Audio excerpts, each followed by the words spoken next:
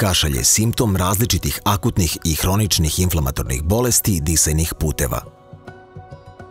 U akutnim bolestima uglavnom je uzrokovan virusnim infekcijama donjih delova respiratornog sistema.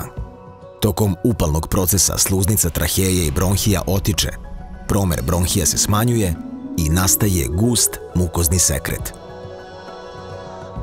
Kao odgovor na infekciju luči se veća količina adrenalina. U bronhijama adrenalin deluje na ćelije glatkih mišića, a u plućima deluje na alveolarne ćelije tipa 2.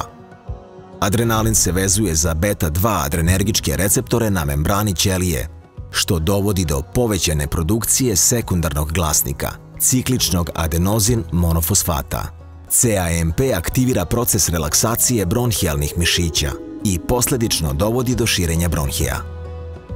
Povišeni nivo CAMP-a uzrokuje i pojačanu sekreciju surfaktanta iz alveolarnih ćelija tipa 2, pa dolazi do razređivanja mukoznog sekreta i olakšanog uklanjanja. Kada CAMP pređe određeni nivo, beta-2 adrenergički receptori se inaktiviraju i dolazi do internalizacije putem procesa endocitoze.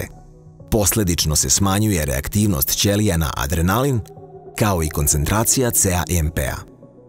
Na taj način bronhije ostaju u spazmu, a gusti sekret se ne može razrediti. Zato zaštićeni ekstrakt suvog lista bršljana EA575 predstavlja efikasnu terapijsku opciju.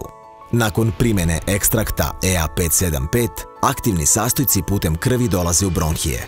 Jedan od aktivnih sastojaka koji doprinosi efikasnosti ekstrakta EA575 je alfa-hederin. Vezuje se za beta-2 receptore i sprečava njihovu inaktivaciju. Kao rezultat toga, receptori se više ne internalizuju i ćelije ostaju visoko reaktivne na adrenalin. Adrenalin je efikasniji uz ekstrakt EA575 jer koncentracija CAMP-a ostaje visoka, dok bez EA575 opada.